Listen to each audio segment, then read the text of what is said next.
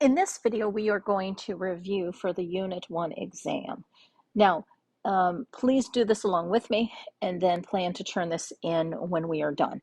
Now, you may turn it in as the PDF where you've written on it, or you can turn it in on a sheet of paper. Just take a picture of that. So let's start with our first problem.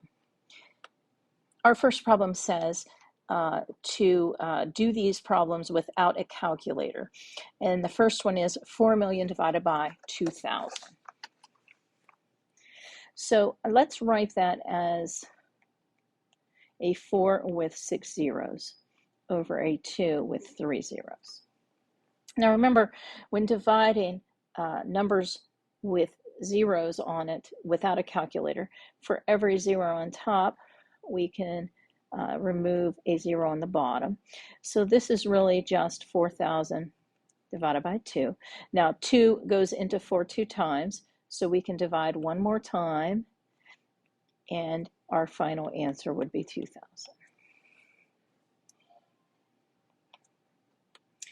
Now let's move on to number 2. This is going to be 6,000 times 300. So what's great about multiplication is we can multiply our front numbers. 6 times 3 is 18. And then count up the number of zeros. We have 5 zeros, so put on your 5 zeros. And then if you start at the back end and count, so we can go 1, 2, 3, 1, 2, 3. If you put your commas in, that is helpful to rewrite it a little clearer as to what number it is. Let's move on to number 3. So that's 2,000 times 500. Again, we can multiply the front numbers. 2 times 5 is 10. There are 5 zeros again, so let's add up or write down 5 zeros. Now that does not include the 0 with the 10. So there's your 10, and then we had 1, 2, 3, 4, 5. So we had 1, 2, 3, 4, 5 zeros, okay? And then you can put your commas in if that helps you to more clearly understand. Your answer would be 1 million. Let's move on to 4. I'm going to do 4 right over here to get started. We are going to take off a 0 for every one that's on top and also on the bottom. And then that just becomes 12,000 divided by 4.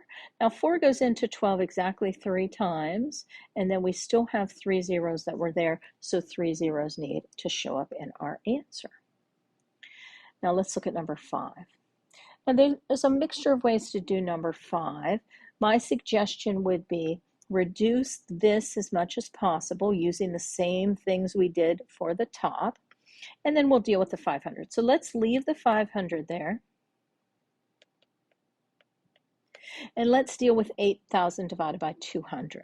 So we can take off a 0 for every one that's also in top and bottom. 2 goes into 8 4 times, but there is a 0 there that we have not accounted for, so we do have to include 1 0. And then it's just a multiplication of numbers with zeros. So you do the 5 times the 4, you get a 20. There are 3 zeros here, so our answer, we must add on 3 zeros. And so our final answer, let me make that look a little nicer.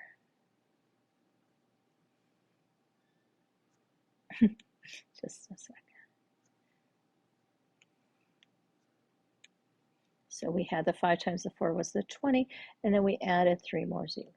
That looks better. Okay. Now for problem 6, we're going to take our final answers and write numbers 1 through 5 in scientific notation.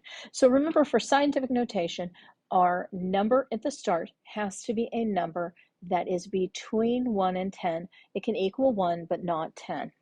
Okay, so 2,000 was our first answer. That is 2. So if we count the places away from 2, that's 3 places over to the right. So that's times 10 to the 3rd. Now the 3 indicates it was 3 decimal places to the right from the 2. So that will be a positive number because these numbers are more than 10. Okay, let's look at number 2. We had 1,800,000. Now don't give me 18, that's wrong. It has to be a number between 1 and 10, so that's going to be 1.8. And then think about how many places we moved our decimal place. We moved our decimal place from this spot 1, 2, 3, 4, 5, 6. So it is 6 places to the right to the end of the number. Let's move on to 3. 1 million is 1 times 10 to the 6th. Number 4, 3,000 is 3 times 10 to the 3rd. There are 3 places from this decimal place to the end, so that's a positive 3. And then finally 20,000 is 2 times 10 to the 4th.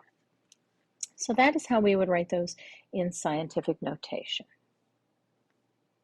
Now let's move on to going the opposite direction for number 7. Now for number 7, if the power we see here is positive, we are multiplying by that many powers of 10. So this means 2 times 10 times 10 times 10. But this one, because it has a negative exponent, it means we're dividing by 10, dividing by 10, dividing by 10. Now to multiply by 10, the decimal place, which is at the back if you don't see it, moves over to the right 1 place for every 10 that we use. So we're using 3 tens. So our answer is 2,000. But for B, our decimal place moves the opposite direction. We're dividing by 10, we're dividing by 10, we're dividing by 10. So it's going to go to the left 3 places. Now the 2 counts as a jump we've moved over, so we just need 2 zeros. And if you're ever in something scientific, it's a good idea to put the point in that front 0. So that answer is 0.002. Let me go over that one more time. The decimal's at the back, 1, 2, 3 to the left. So let's keep doing that. So for C, we're moving the decimal place 5 to the right. So the 3 counts as 1 jumps. So that's 1, 2, 3, 4, 5. So the answer is 130,000. D is a negative exponent. We're going to move the decimal to the left 2 places. So that's, we're going to take the 8, or the decimal that's between the 3 and the 8, and we're going to move it over 2 places. So going under the 3 counts as 1, and then we need a 0 in the front. So the answer is 0.038. Let's go over that one more time. So here was the original placement of our decimal. We moved 1, 2 to the left because this is a negative. And then finally, for 4, we're going to move the decimal place 4 to the right. Now we have to scooch under the 7 and the 5, so that counts as 2 jumps. And then we need to add 2 more zeros to keep going. So let me show you. We have moved from this decimal spot 1, 2, 3, 4 to the right. And so the answer is 27,500. So that is standard form from scientific notation. So now let's go from some conversions and some facts that you need to know. Now these aren't all the facts that you need to know, but you may have one note card on the test and you may write down whatever conversion facts you want on that note card. Whatever little notes you can have on the test. Okay? So for the first one, the conversion is that 1 foot is equal to 12 inches. So if we want to take, for number 8, and we want to convert 144 inches, the feet would go on top, the inches would go on the bottom. That bottom indicates division by 12, and 144 divided by 12 is 12. So the answer is 12 feet. The conversion fact that we need for number 9 is that 1 mile is 5,280 feet. So let's do number 9. So we need to take 2 miles and turn it into feet. So we're going to multiply by the conversion factor. We want miles to be in the bottom and feet to be in the top. So this tells us to cancel out the miles, we need to multiply by 5,280. So if our conversion fact is in the top, you multiply. And if you divide by 1, it doesn't do anything, but bottom indicates division. So 2 times 5,280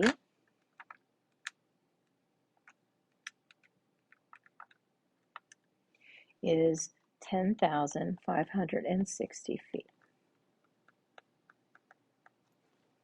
Okay, so there is 8 and 9. Let's take a look at number 10. Now we already know a conversion factor for feet and inches. That's this one right here. But let's talk about from yards to feet. So we know that a foot is 12 inches. We know a yard, hopefully, is 3 feet or 36 inches. So that's another fact you could include on your card. So if we're going to take 12 yards and turn it into feet, put the feet on top, that's 3, and then the yards on the bottom, so that's 12 times 3. The 1 is just our 1 conversion factor, and then multiply, so that's going to be 36 feet. That will cross out the yards, just giving us feet. The answer is 36 feet. If you're converting from a larger thing but down to a smaller item, you're always going to end up multiplying by that conversion factor.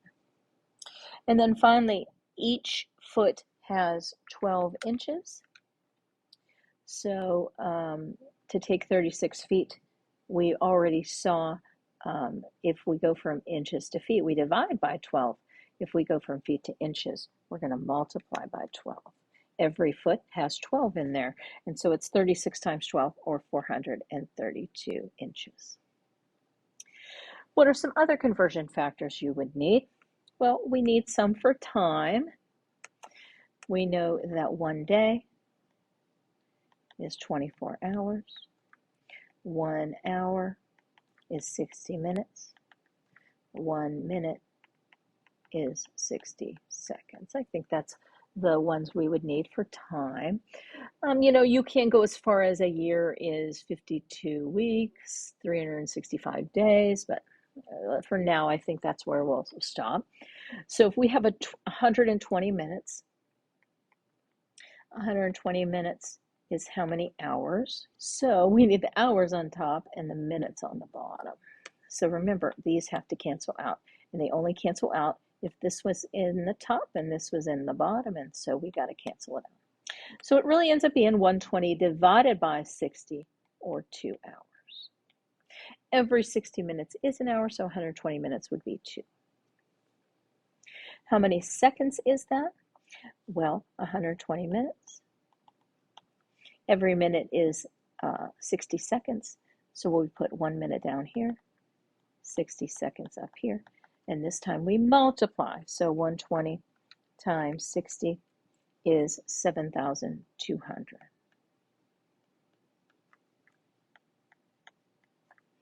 Okay, now let's talk about centimeters, meters, and millimeters. Now I'm going to put some information down here. You could add this to your card if you want. That kittens hide down under Dad's car motor. Now what does that mean? Well, these are our plain old units. So that would be a meter, a liter, or a gram. So that's a meter, a liter, or a gram. It doesn't have any unit in front. It's not a kilogram. It's not a milliliter. It's, you know. And then this is deci, centi, milli, kilo, hecto, and deca. It is customary to use a capital letter for the ones that are more than 1. So this is 10 of those things, 100, 1,000. And if you're going to the decimals, this is deci, centi, milli. This is a tenth, a hundredth, and a thousandth. You use lowercase, just so you know. So if you see centimeters, and we want to go to meters, we are going to take our centimeters and we are going to go to our plain old unit meters. We're going to have to jump 1, 2 to the left. So just take your decimal and jump 1, 2 to the left. So that indicates we're dividing by 100. And so it is 0.25 meters. Okay. Now, we also want to convert that to millimeters. Okay, so let's start again. We had 25 centimeters. How many millimeters is that? Now that is the M down here at the back. And if I want to go from centimeters to millimeters, this time I go to the right 1 unit. So I'm going to take my decimal and go to the right 1 unit. So I have to add a 0 there, so that's 250. So you may recall that we had I had made up this little chart here about converting those large values. You might recall that was kilo and mega and giga and tera. So you may want to include this on your chart so that we can do a problem like number 13. Now, if we are going from gigabytes to terabytes, we have to go to the left 3 places. So our decimal place for number 13 has to move from where it's at to the left 3 places. So this would be 0.5 terabytes. Okay. And then we can also use this chart for 14. From megatons to normal tons, those are the units. So let's put a little arrow 3 for the units. Those are the tons are the units if it doesn't have that prefix to it. So if we're going from megatons to our unit tons, we have to go 1, 2, 3, 4, 5, 6 to the right.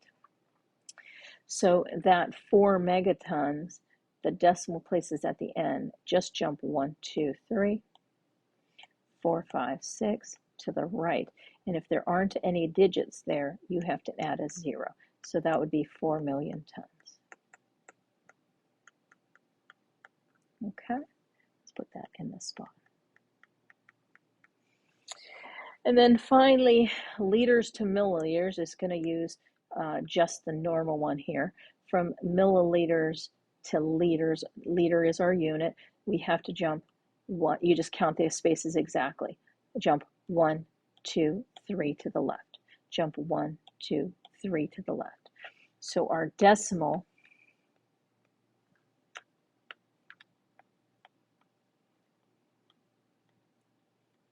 jumps 1, 2, 3 to the left.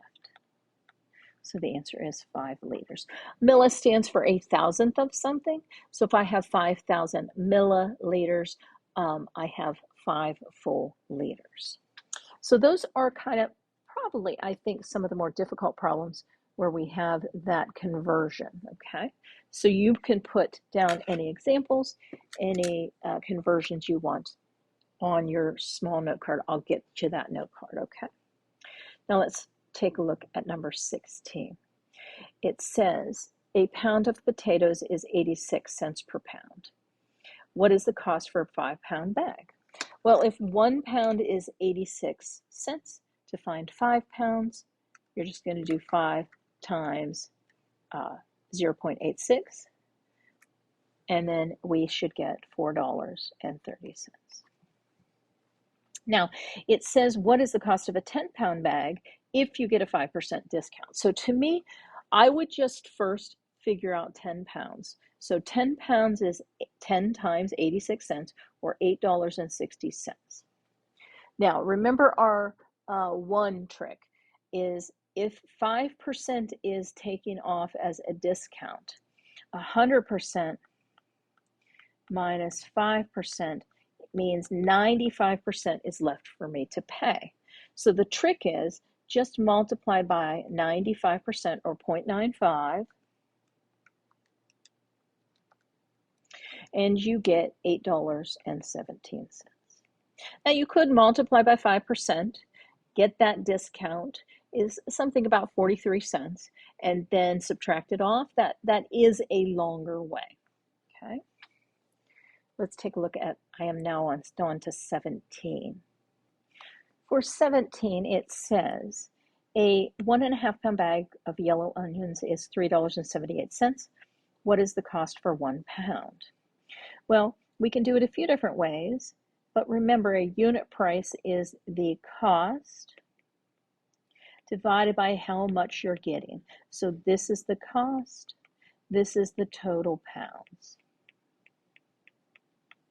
And that unit cost is what we're looking for. What is 1 pound? So like if you had a dozen eggs, you would divide by 12 to find the cost of 1 egg. Well, 378 divided by 1.5 is $2.52.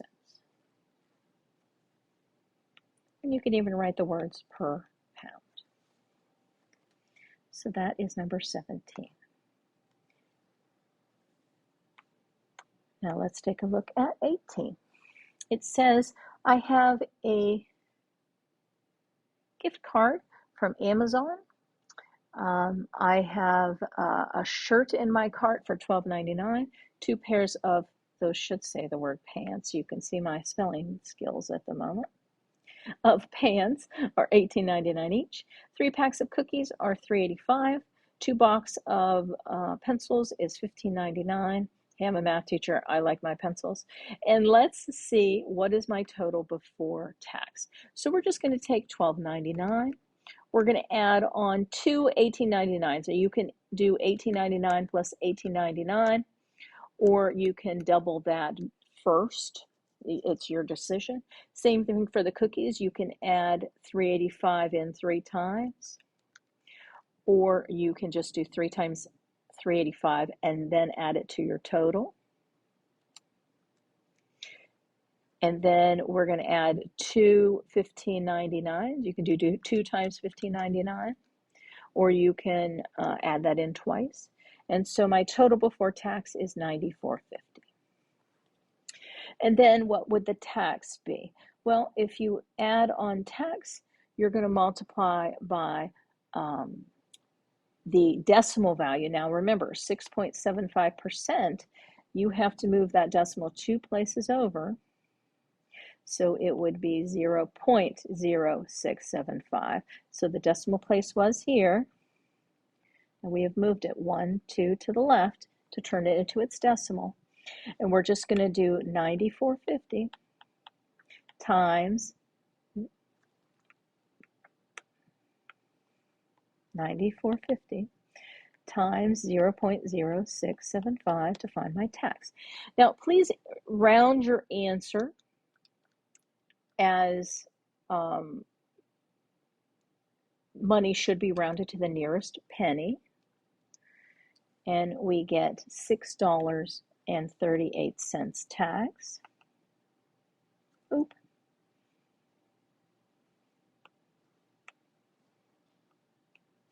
And then your total bill, you have to add those two together. So $94.50 plus $6.38, which is $100.88.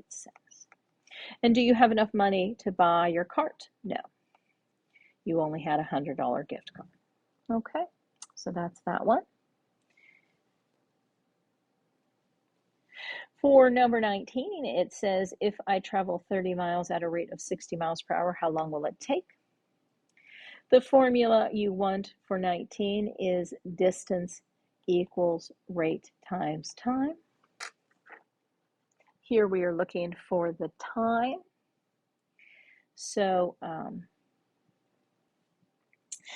So let's think about what we know. We know the distance is 30 miles. The rate is 60 miles per hour, which I'm going to kind of write like that. These units right here have to match. They are both miles. That's great. Okay, so now I can just put them into the formula. So 30 equals 60 times time. Now, to solve an equation like this, if we're multiplying and we want to undo that, you have to do the opposite. So we're going to divide by 60. You can also say that time would be distance divided by rate.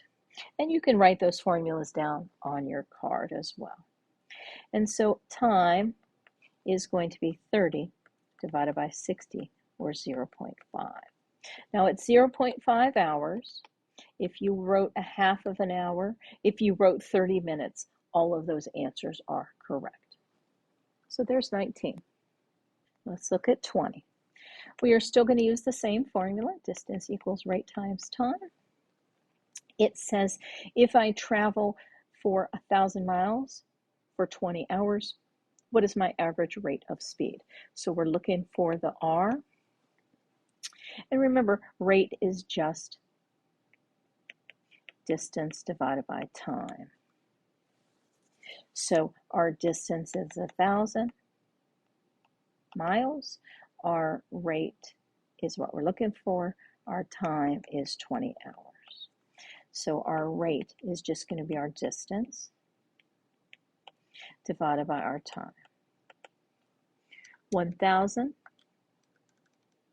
divided by 20 is the same as 100 divided by 2, or 50 miles per hour.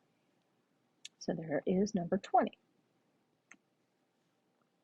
For 21, it says if I travel for 2 hours at an average rate of 65 miles per hour, how far did I go? We're still using distance equals rate times time. My distance is what I'm looking for. How far did I go? My rate is 65 miles per hour. My time is 2 hours. So distance equals rate, 65, times time, which is 2. These units have to match. They're both hours. That's awesome. So now we can just multiply. 65 times 2 is 130 miles. It started out as miles. These would be gone. The only unit left is miles. Please always tell me the units as you go through these problems. So there are 3 problems that we will be doing for distance equals rate times time. So, one we're looking for the time, one we're looking for the rate, and one we're looking for the distance.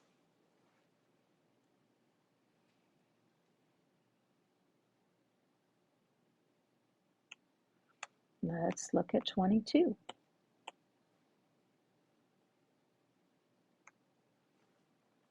It says you work for 38.5 hours at a rate of $18.50 per hour. How much did you make before taxes? So your wage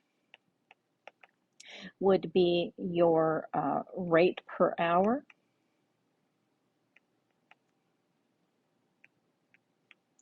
times your hours, so that those hours will cancel, and you get $18.50 times 38.5 is $712.25. So that is how you would do number 22.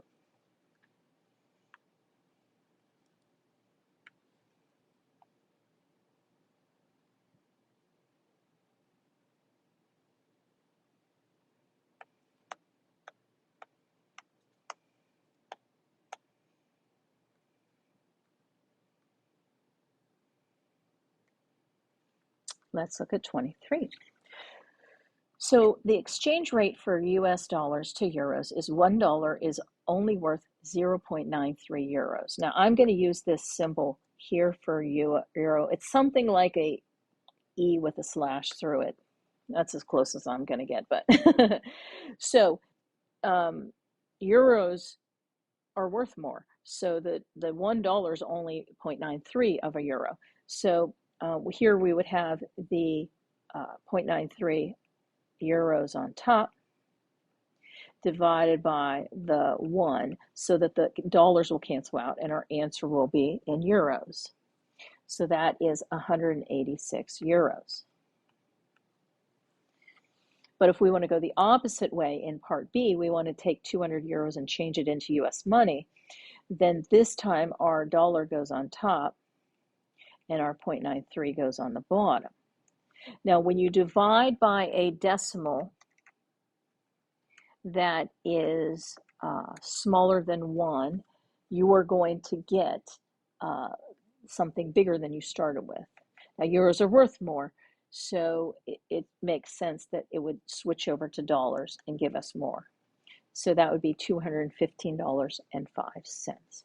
So there is an exchange rate problem. Let's look at 24. It says a room is 12 by 15. What is the area of the room in square feet? Well, if we already have the feet, the area is just length times width, or 12 by 15. Well, 12 times 15 is 180 square feet. And remember, you put square feet with that little 2. But if we want to go into square yards, here's the conversion. 1 square yard is equal to 9 square feet. Remember, we had a drawing that depicted that. So if we use that conversion, 180 square feet is 1 square yard would go on top, 9 square feet would go on the bottom, indicating that to cancel those out, you need to divide by 9. We need 9 of those to make a square yard, so it makes sense. And that is 20 square yards.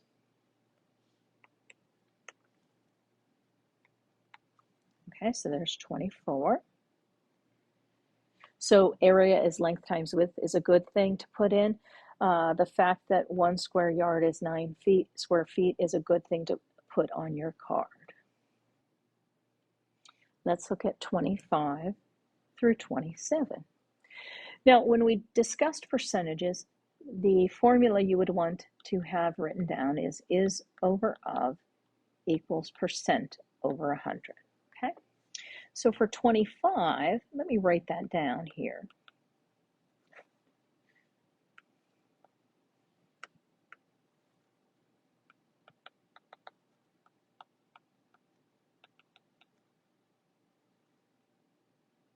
Make that the word of, please.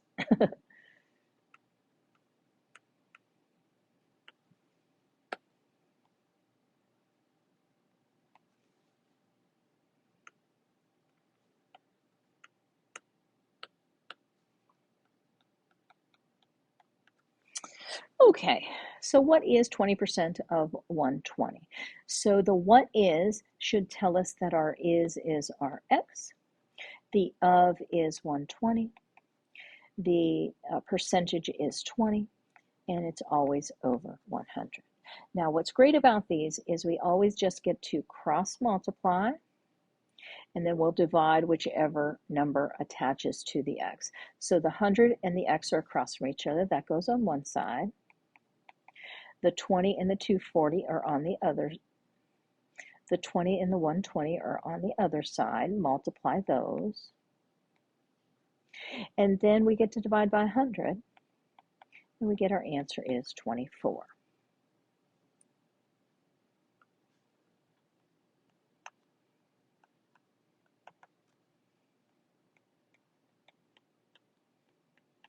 Let's look at 26.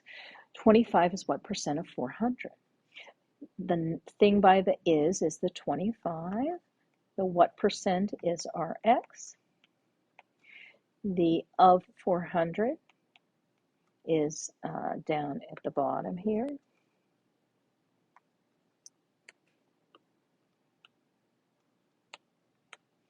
And so you're going to cross multiply the things across from each other. 25 times 100 equals 400 times x. And then we divide both sides by 400. Whatever's attached to the x gets divided off. And if we divide 2,500 by 400, we get 6.25. So that is the only one that our answer is an actual percentage. And then let's do 27.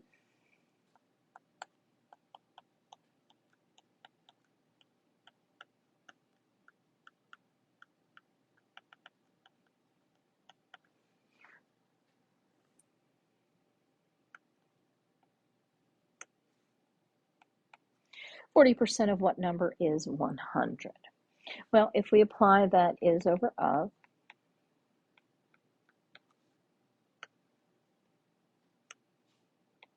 equals percent over 100. Here's our percent. That's going to go in the top right position. Of what number? That's our of. That's going to go in the bottom left. Is 100. That's our is. That's going to go up here. And this is always 100. Okay? So any numbers that are across from each other multiply. Any x that's with a number, you're going to attach that to our x. So we get 10,000, a 1 with 4 zeros. That is the multiplication of those two. And then 40 times x, I don't know, is just 40x. Whatever ends up being stuck on your x gets divided. 10,000 divided by 40 is 250. Okay, so those are some percentages for you to look at. So this formula is over of equals percent over 100 is a good one for you to include on your note card. So let's look at these ones. It says, what is the inflation rate of $200 in 2005 adjusted for inflation is now the same as 313? So for 29, you're just going to take the new rate or new amount divided by the old amount, get a decimal, so 313 divided by 200 is 1.565, and then remember you just are going to subtract 1 from that, and that is your inflation rate. Please write that as a percentage. We do that by moving the decimal 2 to the right. So that's 56.5% inflation. Let's look at 30. It says eggs are now double in price. What is this change as a percentage? Well, let's just come up with some numbers here. It'll make more sense. So let's say that eggs were $2 and now they're $4. You can pick any two numbers that it doubles in price. You know, you can reasonably pick what you think it used to be and what it is now, okay? And then what is that change as a percentage? We are going to do it exactly like we did this problem once you have numbers to work with, okay? So $4 divided by $2 is 2. Subtract off 1, that's 1, then write that as a percentage. So it's 100% change. Well, it makes sense that if I was $2 and I go up by 100%, I am adding on another $2 for a total of $4. So there is 30. Let's look at 31. The home's value is 1.5 times, her home's value is 1.5 times his home's value. What is that as a percentage? Do the exact same thing. Let's say that his home, the lower one, is 100,000. And if we do that times 1.5, just multiply by 1.5, you get 150,000. And then do exactly what we did for 29 and 30. It's the new price divided by the original.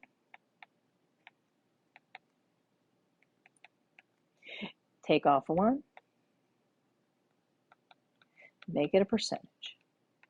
So that is a 50% change, or a 50%, you could even say her home is worth 50% more than his home. And the last problem dealing with percentages is 32. What is the cost of an item? Normally $120 if it is 15% off. Now, my suggestion would be to use our minus from one trick. Remember, 15% is the same as 0.15. So if you do 1 minus 0.15, or 15% from 100%, you get 0.85, 85%. So now just do 120 times 85%, or 0.85. And we get that the new price is now $102. Okay, so this is what your Unit 1 exam will look like. So use this as a study guide. Make your index card before the test. Your test will be the next time we have class together. Thank you for watching. I hope that helps. Study, study, and I'll see you soon.